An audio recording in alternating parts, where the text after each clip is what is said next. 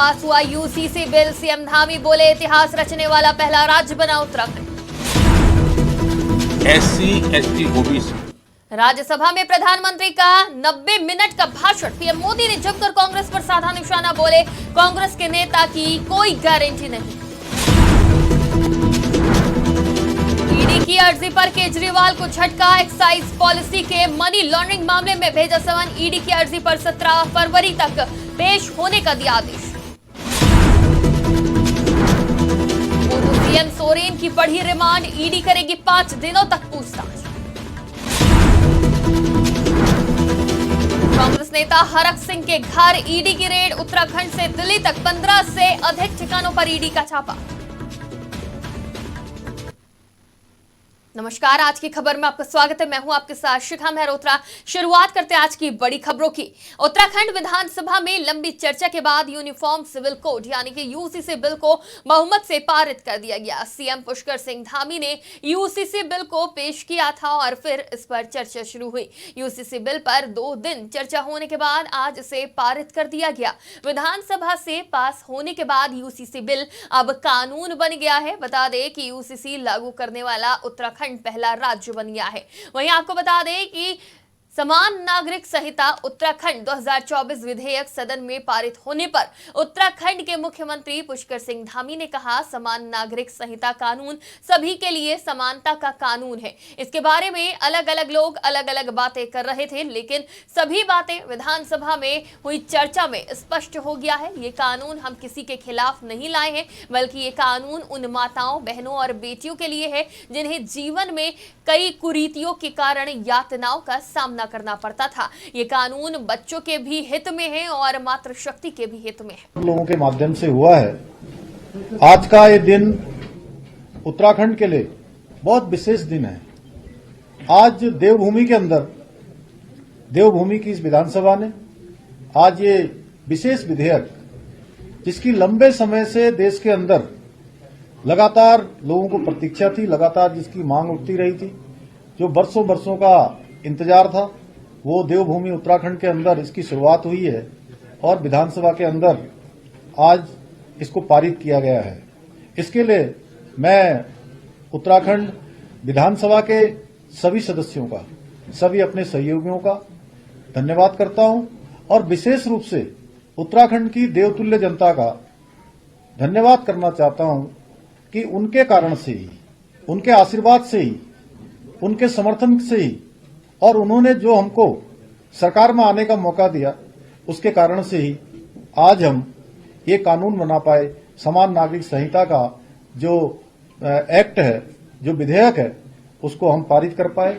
इसके साथ साथ मैं हमारे देश के यशस्वी प्रधानमंत्री आदरणीय नरेंद्र मोदी जी का भी धन्यवाद करना चाहता हूं कि उनकी प्रेरणा से, उनके मार्गदर्शन में हमको आज ये विधेयक राज्य की विधानसभा में पारित करने का अवसर मिला और उनके मार्गदर्शन में हमने काम किया। हमको उन्हीं से संसद के बजट सत्र की शुरुआत में राष्ट्रपति द्रौपदी मुर्मू ने अभिभाषण दिया था, जिसके अगले दिन यानी 1 फरवरी को वित्त मंत्री निर्मला सीतारमण ने देश का अंतरिम बजट पेश किया था।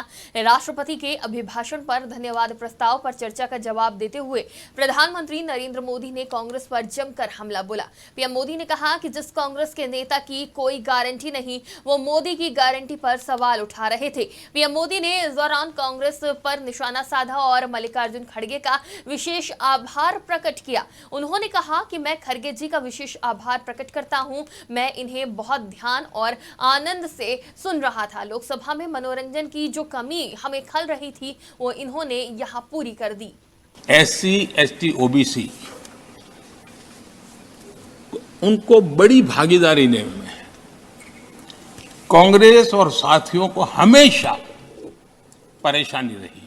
बाबा साहब की राजनीति को, बाबा साहब के विचारों को खत्म करने के लिए कोई कसर उन्होंने छोड़ी नहीं है। वक्तव्य अवेलेबल है, चुनाव में क्या क्या बोला गया है वो भी अवेलेबल है। इसको भारत रत्न भी देने की तैयारी नहीं थी, वो भी भाजपा के समर्थन से और सरकार बनी, तब बाबा साहब को छाड़ दिया।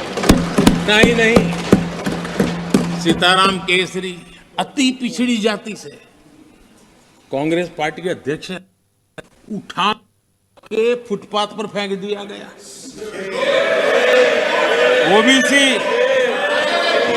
वो वीडियो अवेलेबल है, वो देश ने देखा सीताराम केसरी के साथ क्या हुआ। और आदरणीय सभापति जी, इनके एक मार्गदर्शक अमेरिका में बैठे। सभापति जी, इनके एक मार्गदर्शक अमेरिका में बैठे। पिछले चुनाव में हुआ तो हुआ के लिए फेमस हो गए थे और कांग्रेस इस परिवार के काफी करीबी है। उन्होंने अभी संविधान निर्माता बाबा साहब आम्बेडकर के उनके योगदान को छोटा करने का भरपूर प्रयास किया।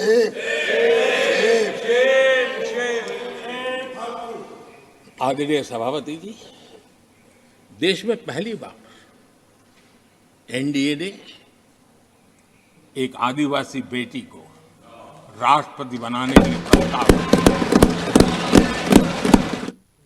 दिल्ली की राव रेवेन्यू कोर्ट ने प्रवर्तन निर्देशालय की शिकायत पर संज्ञान लेते हुए दिल्ली के मुख्यमंत्री अरविंद केजरीवाल को 17 फरवरी 2024 के लिए समन जारी किया है। दिल्ली शराब नीति मामले में केंद्रीय जांच एजेंसी द्वारा जारी समन का पालन नहीं करने पर ईडी ने मुख्यमंत्री अरविंद केजरीवाल के खिलाफ अदालत का दरवाजा खटखटाया। बार बार ईडी के समन को ठुकराने पर अरविंद केजरीवाल को कोर्ट के सामने पेश होने के लिए कहा गया है। वहीं आपको बता दें कि दिल्ली के मुख्यमंत्री को कोर्ट द्वारा समन भेजे जाने पर भाजपा ने अरविंद केजरीवाल पर हमला बोला। भाजपा प्रवक्ता शहजाद पूनावाला ने कहा कि अरविंद केजरीवाल कानून से बच नहीं सकते हैं, नैतिक आधार पर उन्हें इस्तीफा दे देना चाहिए। भाजपा प्रवक्ता ने आगे कहा कि आपने भ्रष्टाचार के खिलाफ लड़ाई की अपनी प्रतिबद्धता बदल दी है। सत्यमेव जयते, truth always triumphs, truth always wins, and Kejriwal's lies, Kejriwal's corruption has lost. Today, Arvind Kejriwal, how long will you play the victimhood card? You said that this was vendetta politics, the summons were illegal. Today, the courts have now asked you to present yourself before the courts and before the agencies. This means that the summons were fine. This means that the Sharab Ghotala exists. Today, you should be resigning on moral grounds because Kejriwal ji, till now you have been saying Kattar Imandar for Manish Sisodia, for Sanjay Singh, for Vijay Nair. Those people have not got any relief from courts. Also, the Sharab Ghotala exists. The 338 crore money trail has been spoken of by the Supreme Court. It is a huge scam on which even the Congress party did press conference. You said that it was all vendetta politics. It was all fuzzy. It was all fake. Today, Arvind Kejriwal, there is no escaping the law. Today, you must tell us that how you have transformed. And Anna Hazare used to say that first resignation, then investigation. Today, forget resignation. You are not even cooperating with investigation and the courts have to tell you to do so. On moral grounds, you should resign. Because you have changed your entire commitment towards the fight against corruption. First you were with Anna Hazare, now you are with Lalu Prasad Yadav. You are with Sonia Gandhi, you are with Rahul Gandhi. And therefore, corruption is now something you are okay with. Today you must answer the questions on Sharab Ghotala. Why did you take back the new policy of the old policy and bring out the old policy when there was no corruption in the new Sharab policy? Why did you allow the 2.5% commission to go to 12%? Why did you allow blacklisted manufacturing companies? Why did you allow wholesale to go to private sector? Why did you allow in the peak of COVID for thousands of crores of rupees to be earned by the Sharab Ghotalebaz? You are the mastermind. You are the Betaj Badshah of corruption and Bhrashtachar, and now you have also become a Bhagoda. When there are allegations on you, you run away and then you make scurrilous allegations, baseless allegations and do hit and run. जमीन घोटाले में गिरफ्तार राज्य के पूर्व मुख्यमंत्री हेमंत सोरेन को PMLA court में आज पेश किया गया। जमीन घोटाले मामले में गिरफ्तार हेमंत सोरेन के 5 दिन की रिमांड आज खत्म हुई। ईडी ने हेमंत सोरेन से पूछताछ के लिए अपनी रिमांड अवधि 7 दिन और बढ़ाने की मांग कोर्ट से की, जिस पर कोर्ट ने सिर्फ 5 दिन रिमांड की अनुमति दी है। बता दें कि इससे पहले भी ईडी के द्वारा 10 दिनों की रिमांड अवधि मांगी गई थी। हालांकि 5 दिनों का ही समय कोर्ट की तरफ से दिया गया था। इस दौरान हेमंत सोरेन विधानसभा सत्र में भी शामिल हुए थे। रिमांड मिला है। हमारे वेहमेंटली ऑब्जेक्शन के बावजूद भी हमने ये कहा कि उनका रिमांड का कोई केस नहीं बनता है, क्योंकि ऑलरेडी वो 8 घंटे 20 तारीख और 24 तारीख को हमसे इन्वेस्टिगेशन कर चुके हैं इसी सिलसिले में। और इस 5 दिन के रिमांड में भी 120 घंटे होते हैं। इन्होंने ऑलरेडी इस पे इन्वेस्टिगेशन कर लिया, लेकिन आज के उनके पिटीशन में बहुत सारी बातें ऐसी लिखी हुई हैं जो उस प्रेडिकेट ऑफेंस से कंसर्न नहीं है, कोई कनेक्शन नहीं है उस 8.5 एकड़ जमीन के बारे में।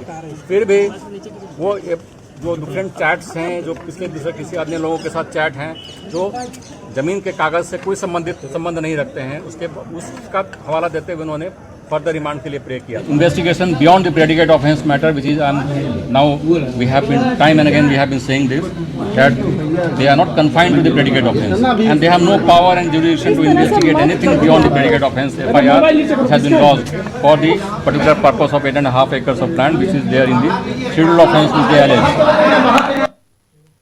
उत्तराखंड में कांग्रेस नेता और पूर्व मंत्री हरक सिंह रावत के खिलाफ ईडी ने बड़ी कार्रवाई की है। उत्तराखंड से लेकर दिल्ली और चंडीगढ़ में छापा मारा गया है। आपको बता दें कि 3 राज्यों के 15 से अधिक ठिकानों पर ईडी का तलाशी अभियान चल रहा है। ईडी की ये कार्रवाई 2 अलग अलग मामलों में हो रही है। एक मामला फॉरेस्ट लैंड से जुड़ा हुआ है और दूसरा एक अन्य जमीन घोटाले से जुड़ा हुआ है। पिछले साल अगस्त में विजिलेंस विभाग ने कांग्रेस नेता हरक सिंह रावत के खिलाफ कार्रवाई की थी।